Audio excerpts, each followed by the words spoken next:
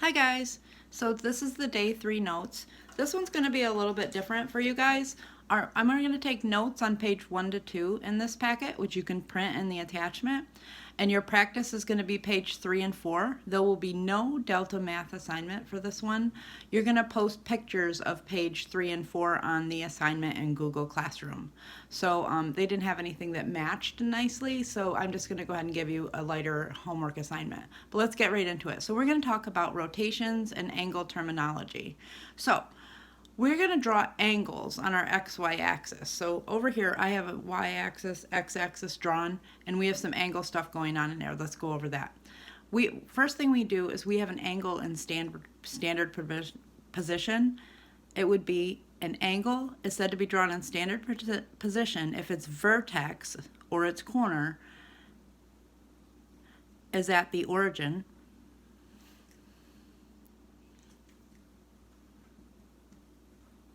okay, which is 0, 0, and its initial side is on the x-axis. Okay, so over here in our example, we have an angle in standard position. So like we said, we have the x-axis and the y-axis. The initial side of the angle is on the x-axis right here. Okay, the vertex of our angle is here. And this is called the terminal side. So in this case, the terminal side opens up and creates this angle from here to here. Okay, so we have an angle drawn from there to there. All right, and it creates a situation called a reference angle. Okay, so a reference angle is always drawn between this terminal side and the x-axis. Okay, so this right here is our reference angle. I'm going to mark it with that angle theta. Okay, so the reference angle always touches the x-axis and it goes from the terminal ray to the x-axis. So the reference angle is the positive acute angle formed by the terminal ray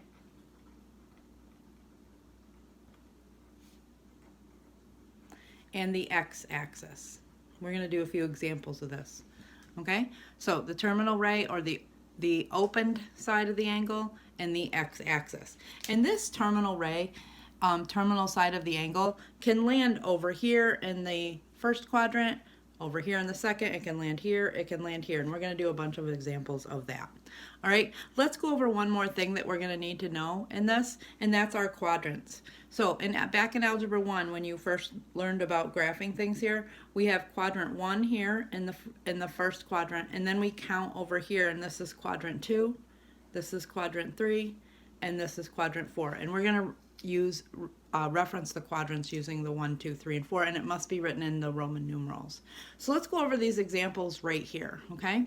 So if we have an angle with a terminal ray in quadrant 1, its initial side goes there, and that opens up, and the terminal ray ends in quadrant 1. This is quadrant 1 right there, okay? An angle can also open up in quadrant 2. This is quadrant 2 in this example here. This is quadrant 2. And here is the initial side, and there's the terminal ray. So it ends in quadrant 2. We can also have an angle open up and have its terminal ray in quadrant 3, like this one. Okay? Now, this means this angle is opening up all the way here and coming around. Okay? In the example before, it opens up like that. And in the first one, it opens up like that. So the angle we're counting is what's in between the two pink parts, starting here and going around. Okay? If the terminal side is in quadrant 4, we write quadrant 4 IV. This is quadrant 4 down here. The initial side is here, and the opening up side is here. It's not the short way, it is the long way. Okay, now, so those are the 4 different ways angles can open up in each of the 4 quadrants. But we also have a reference angle that each one of these creates. So let's go back to the one with in the first quadrant. The reference angle goes between the terminal side and the x-axis. That's our reference angle. In the second example here, it opens up here. Now, our reference angle always goes from the terminal side to the x-axis. So this little part here is our reference angle. when we have the terminal ray in quadrant 3, like this example, the reference angle is right here. It goes up to the x-axis. So see how we're always going to the x-axis? And over here, this one opens up all the way over here, and our reference angle goes up to the x-axis, and that's that little part right there. Okay? So it creates a little angle to the x-axis all the time, and that's what we refer to as our reference angles in blue here in what I've done. Let's practice a couple of these. So in our first example here, we need to draw a 72-degree angle, okay? So we draw our y-axis and x-axis. We create the grid, okay? Now, on these angles here, we call this 0 degrees here. And then if you go up here, we know 90 degrees is like a right angle. So after we create a right angle and we grow in that direction, we go to 90.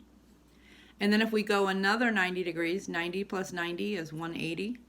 So that one would be 180 degrees. Add another 90 here, and that's 270 degrees. And then if we travel all the way around to here, we're back to 0, which would be 360 degrees to go all the way around. So remember, we always start at 0 and grow this way. We draw our angles starting here and opening up based on those degrees. Now, we want to draw a 72-degree angle. So 72 is between 0 and 90. So I basically draw a ray somewhere in that quadrant. This is quadrant 1.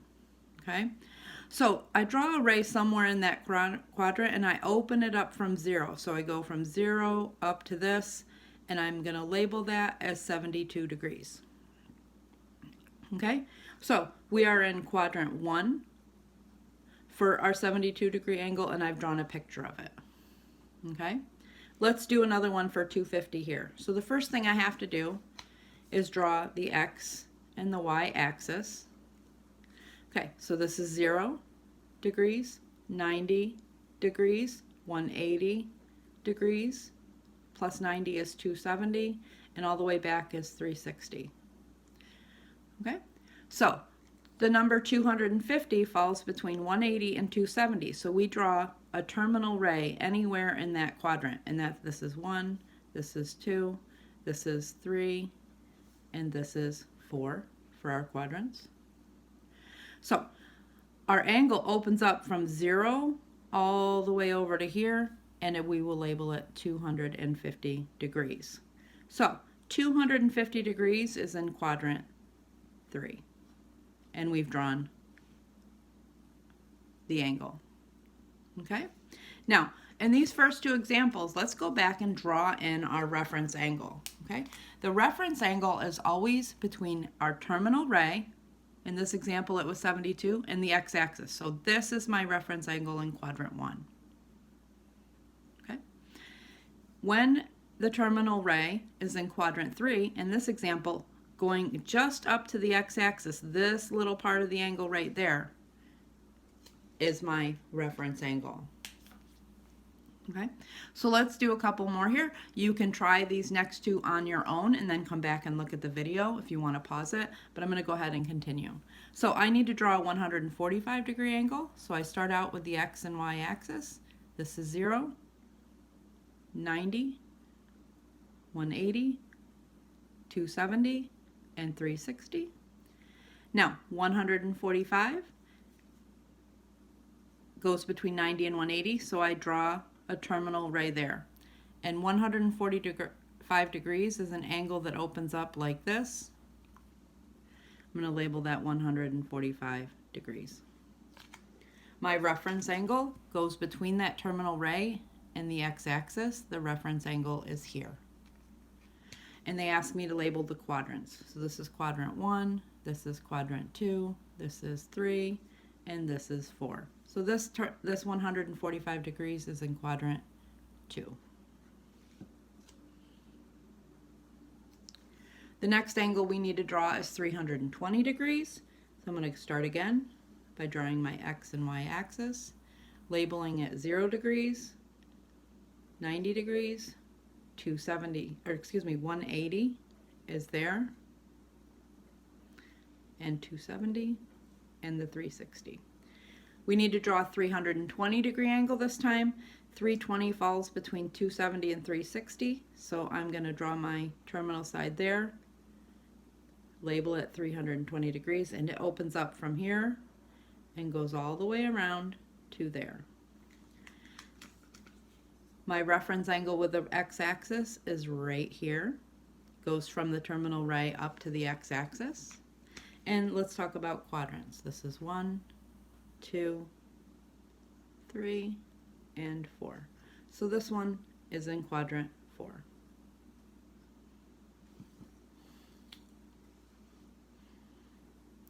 All right, so that is how we draw the rotational angles. Let's take this another level now. We're going to draw rotational angles, and then we're going to make triangles out of them, okay? And the questions look a little different. So in this first one here, okay, we have if -6, -8 is a point in the terminal side of angle theta in standard position, find the value of sine theta. So we're going to take everything we did with trig and add it to this angle situation here. So I'm going to have to draw a little grid here, a little sketch of what's going on. All right. Now, where is the coordinate -6, -8? What we're really looking for is what quadrant would a point -6, -8 fall in. So if I start at the origin, -6 goes in x, so I'm going to go -6, and then I go down -8. So the point -6, -8 would be here, down in quadrant 3. Okay? Now, here's where all the excitement happens. I'm going to draw that terminal ray here. Okay? And my reference angle with the x-axis is here. Okay? With the terminal ray and that reference angle, if I draw a point directly up from this point, straight up, I create a right angle here. Okay? And what I've done here is I have formed a triangle. Okay? And the -6 and -8 give me the values on the triangle. -6 is the x coordinate and -8 is the y coordinate. Okay? So if I was plotting this, I would count, this is my x-axis and this is my y-axis. Okay? Now, starting from here, I would go -6 in x. Okay? So the side of this triangle is -6. Now, -8 is my y coordinate and y goes up and down. So that goes from here to here. This distance is -8 in y. So I have two sides of my triangle labeled. Okay, so what I have to do now is I have to find the missing side of this triangle, which is the hypotenuse, which is, I'm going to call it x right now, because I'm going to find the value of that side, and then I'm going to label HOA and do the trig function because it is asking me for the sine of the angle. Okay, so let's do the Pythagorean theorem to find the side. Now, -6 and -8 are legs, and the x, the thing we're looking for, is the hypotenuse. I know that because it's across in the right angle. So I'm going to use the Pythagorean theorem, which is a squared plus b squared equals c squared. So the legs, -8 is one leg, square it, plus -6 is another leg, square it, and c squared, because I'm finding the hypotenuse. You could have called it x too, that's fine. Maybe I'll call it c here as well. So -8 squared, negative times negative is positive. This is going to be 64. -6 times -6 is a positive 36. C squared. 64 plus 36 is 100. And I have c squared equals 100, so I got to take the square root of both. So c equals 10. So the length of the hypotenuse in our drawing is 10. And now I have a beautiful little right triangle with three sides labeled. Here's my right triangle. If I have a right triangle and I have all the sides, I can start doing the trig functions. We only need to do one trig function here, but to do the sine of this triangle, I know I still want SOHCAHTOA. So, S-O-H, ka, C-A-H, and toa. So sine is opposite over hypotenuse. So let's go ahead and label our triangle opposite. I got to label the hypotenuse, opposite, and adjacent. There's the right angle. Across from the right angle is the hypotenuse. Okay. My reference angle theta is here. So this is where I'm looking from. Opposite that goes over here. And next to or adjacent to that is here. So that gets labeled A. So I need to do the sine of angle theta. The sine of angle theta, sine is O over H. That would be negative 8 over 10. And then reducing that fraction, negative 8 and 10, 2 goes into both of those things. So 8 divided by 2 is 4, and I'm going to make it a negative 4 because there's a negative there, and 10 divided by 2 is 5. So the sine of my angle is negative 4 over 5. So that's how we add trig to this grid. Let's do another one. Okay. All right. In this one, I'm going to draw the picture. And it tells me negative 4, 1 is a point on the terminal side. So where would negative 4, 1 fall in the quadrants? And I don't need to be exact about it. I just want to make sure that I get this terminal side in the correct quadrant. So if I start at 0, negative 4 is x and 1 is y, I would go left 4 and up 1. So it'd be about here. So it would definitely be in the second quadrant, my terminal ray. Okay. This point would have the value negative 4, 1. And my reference angle goes from this terminal ray to the x-axis. There's my reference angle. From the point, negative 4, 1, I draw a line straight to the x-axis, and that will be a right angle. And that creates a little tiny triangle there. So I have a little triangle here. Now, negative 4 was my x value, so when I count out my negative 4 and x, I go from here to here. So this side of this triangle is negative 4. Now, when the 1 part of the coordinate is y, and I went up 1 in y, so that side of the triangle is 1. So I have two sides of a right triangle, and the hypotenuse is left.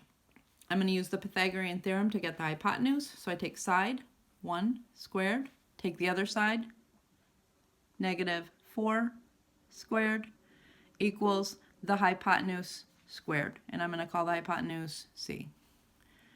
C squared. 1 plus 16 equals c squared. 17 equals c squared. And then take the square root of both. C equals the square root of 17. That does not simplify, so we're just going to leave it like that. So this hypotenuse side of this triangle is rad 17. Now, in this problem, they're asking me for the cosine of the angle. Cosine in SOHCAHTOA is made by doing A over H, so we need to label this so that I have my A and my H. So looking from the reference angle here, opposite would be over here, adjacent would be here, and the hypotenuse we already talked about is there. So I have HOA labeled. I need the cosine of the angle, so the cosine of our reference angle theta would be A over H, that's going to be rad 17 on top, and the cosine would be negative 4, that's A, and rad 17 on the bottom. So I can't leave that radical in my denominator, so this is something we've had to do in the past.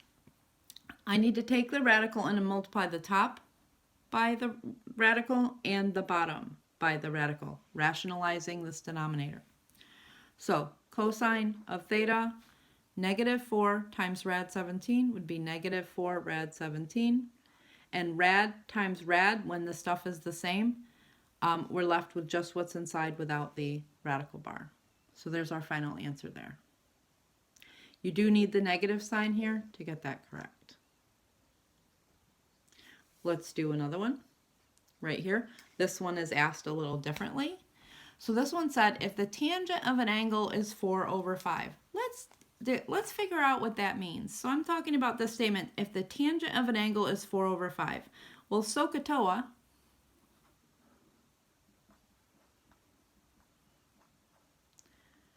tangent in SOHCAHTOA tells me that I have opposite over adjacent.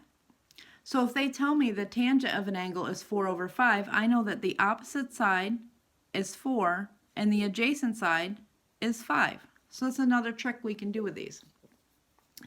And they're also telling me that the angle theta terminates in quadrant 3. So let's draw a picture of what's going on here. Okay, so angle terminates in quadrant 3. So this is 1, 2, 3, 4. Okay, so I'm going to draw my terminal ray in quadrant 3.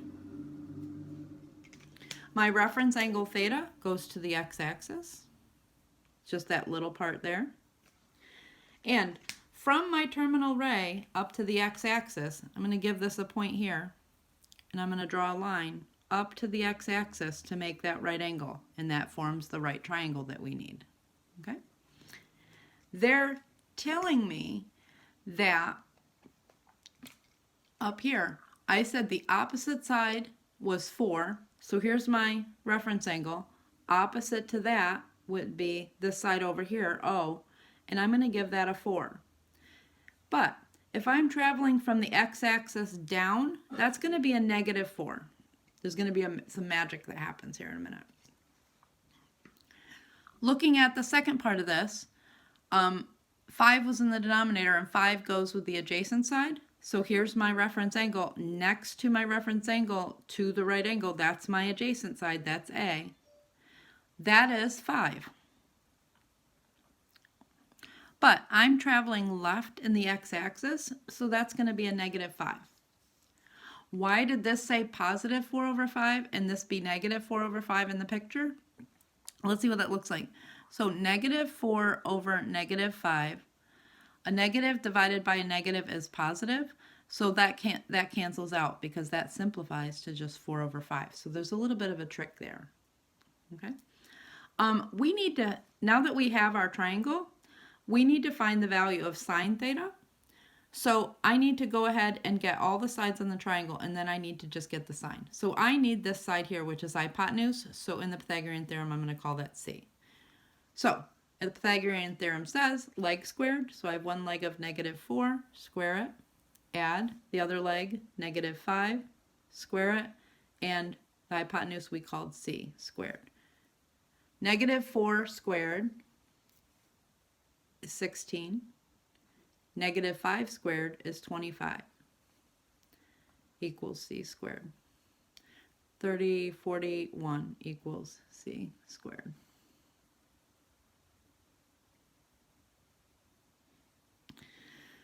And take the square root of both of those. So C equals the square root of 41. And that's not going to simplify at all, but we can label this side now. Square root of 41, and that was my hypotenuse H. In this problem, we're asked to find the sine of theta. So I just got to go ahead and get that. Sine, using SOHCAHTOA, is O over H. So I'm going to do negative 4 over rad 41.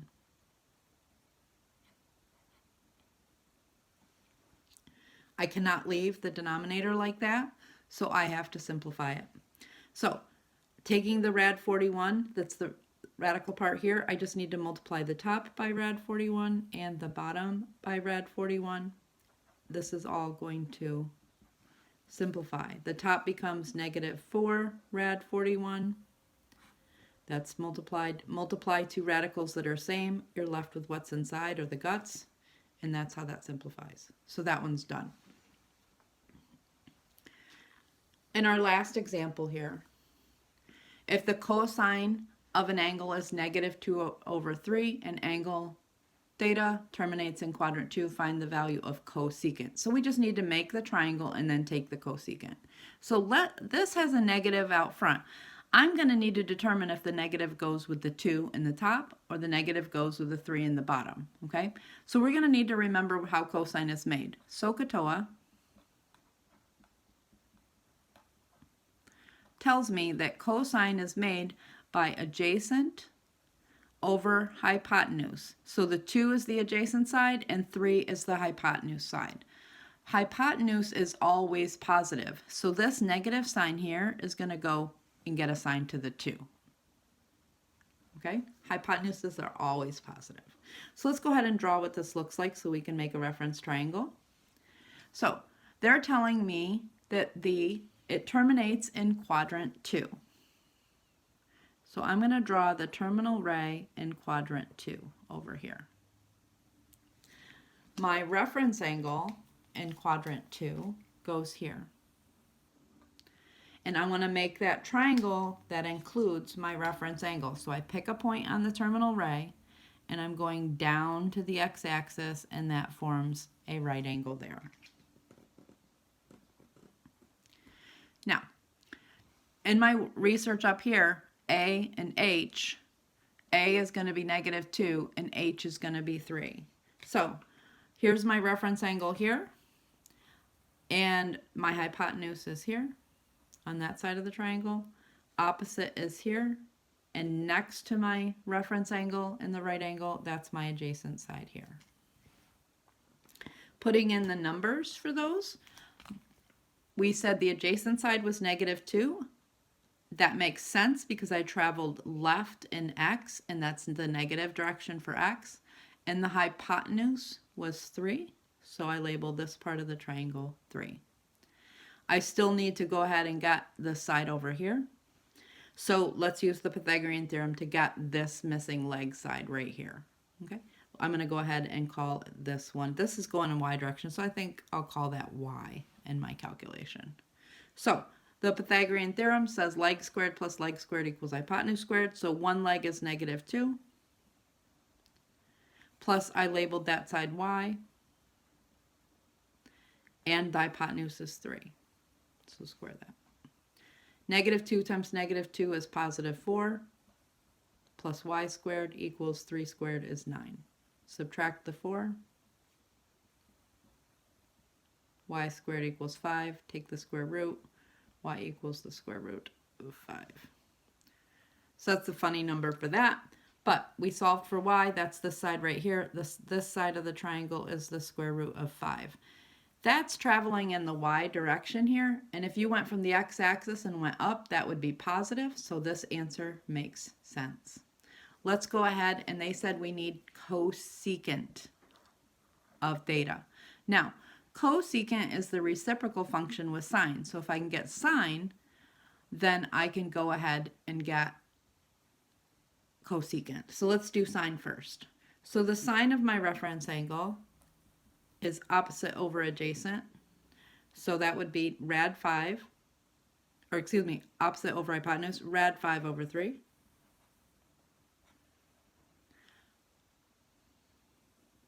And then to get the cosecant, which is the reciprocal function with sine, I flip that over. So 3 is on top and rad 5 is on the bottom. I have a radical in my denominator. I will have to fix that by multiplying the top and the bottom by the radical. So the cosecant of theta is 3 times rad 5 is 3 rad 5. And rad 5 times rad 5, you're left with just the 5. Right? So there's quite a bit to making these triangles. So here's what I'm going to do. I cut the homework down from what they gave me. So you're going to have 2 problems on the worksheet pages that you're going to have to do. You have to draw a couple, and then you're going to have just 3 of those triangle problems. And what I want you to do with these is post your pictures along to the assignment. There's no Delta Math assignment. I just want you to do 3 of those triangle problems and 3 of the drawing the angle problems. So definitely lighter assignment than all the Delta Math. So post your pictures. I look forward to seeing them, and I will talk to you soon. Email me with any questions.